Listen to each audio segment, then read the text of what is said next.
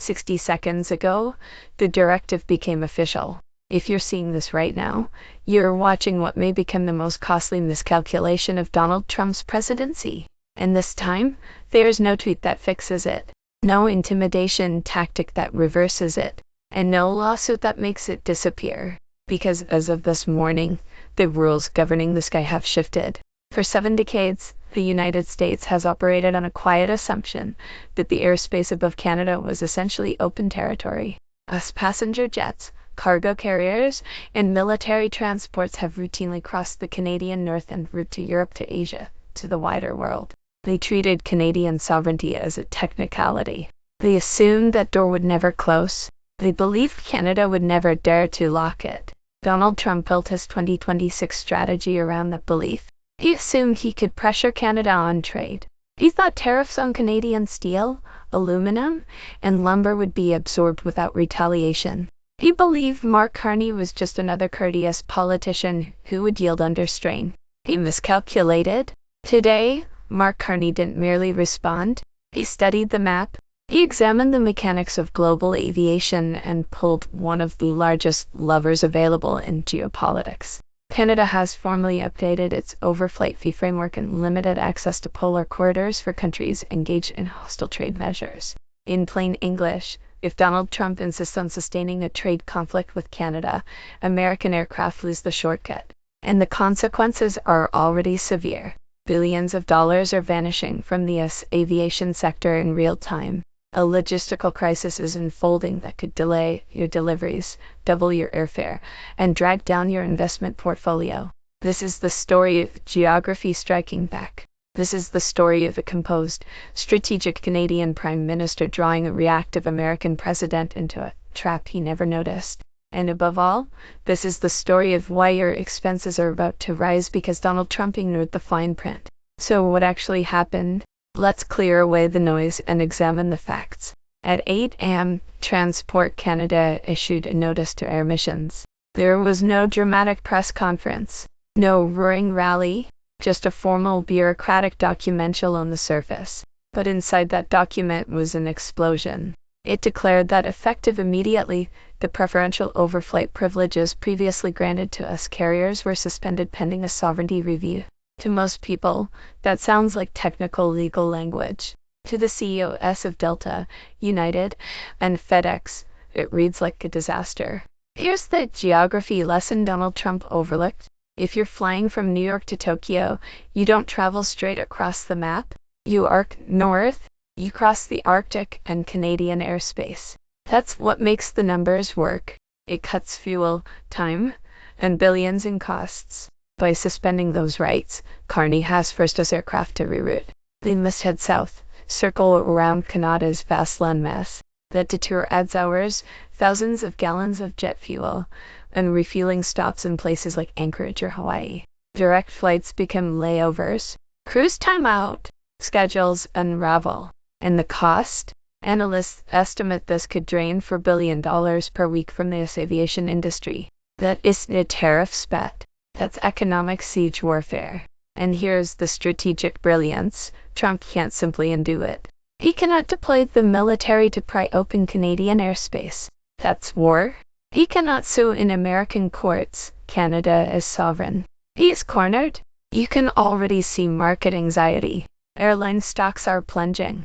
Logistics giants like UPS and FedEx are issuing urgent advisories. They understand the implication. The era of effortless, low-cost American global reach is over, at least while Trump antagonizes the northern gatekeeper. But why now? Why did Carney choose this moment? Because he gave Trump time? For months, Carney tried diplomacy. He visited Washington. He proposed fair terms on softwood lumber. He suggested modernizing the border. And what did he receive? Insults. Late-night social media threats. A president telling Ohio voters that Canada was exploiting America and would be forced to pay. Trump thought he was dealing with the old Canada, the apologetic Canada, the deferential Canada. But Mark Carney is not that Canada.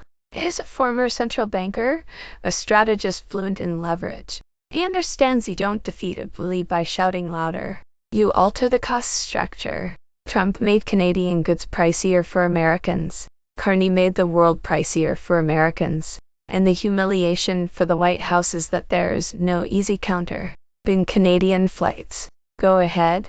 Air Canada can reach Europe or Asia without touching us airspace. Canada sits on the roof of the world. This is the living room.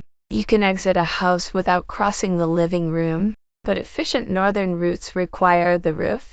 The geometry favors Carney. Now let's examine Donald Trump himself. We are witnessing a different Trump, not the media counterpuncher, not the instant retaliator.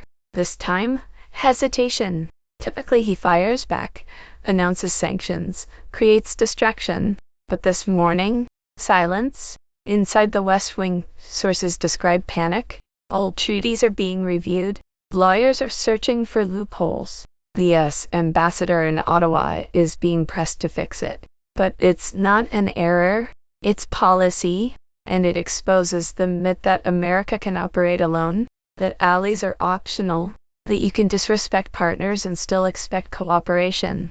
Canada shut the door and Trump's hand is cut in it. Now bring it closer to home. You might think, I don't fly to Tokyo. Why should you care? Because this hits everything. When cargo routes lengthen, fuel costs rise, you pay. Shipping surcharges increase. Airfares spike as seat supply shrinks. Your vacation costs more. Factories waiting on Asian components slow production. Jobs wobble. This is the hidden tax of poor strategy. Trump's miscalculation becomes your monthly expense. It didn't need to unfold this way.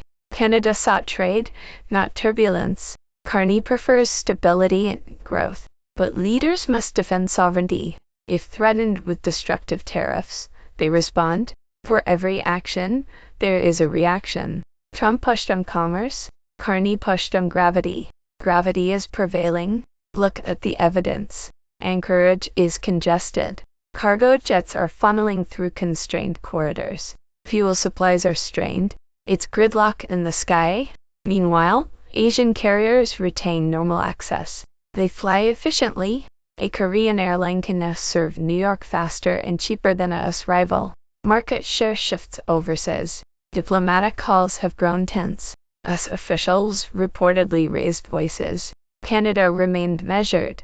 They cited environmental reviews and carbon pricing assessments. Bureaucratic language executing a strategic blow. Not hostility, just policy enforcement.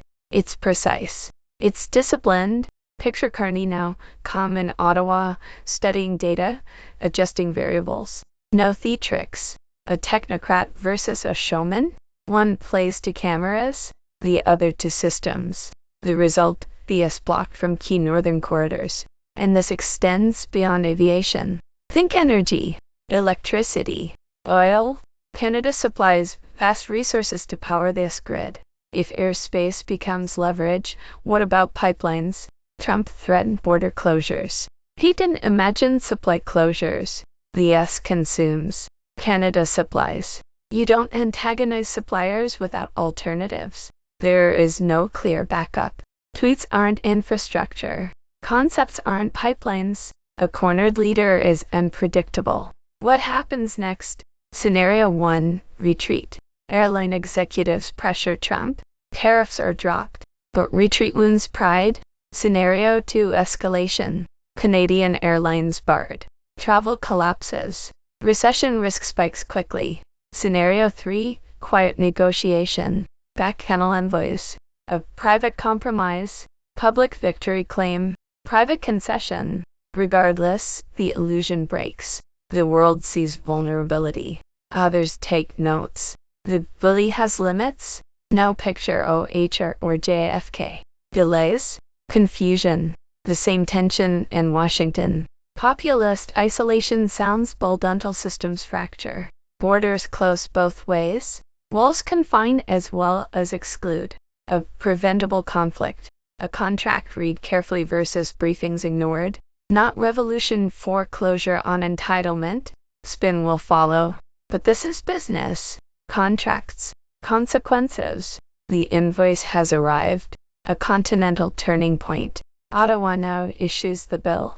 If unresolved within days, groceries, fuel, jobs feel it. a cold conflict in the stratosphere. Canada holds the high ground literally. As markets redden and cancellations mount, ask yourself, who repairs this? The leader who broke it or the one who mastered it? Trump faces the fallout. We share the descent. Airspace narrows. Costs climb. Welcome to a recalibrated North America. It's Carney's altitude now. We fly there only if permitted.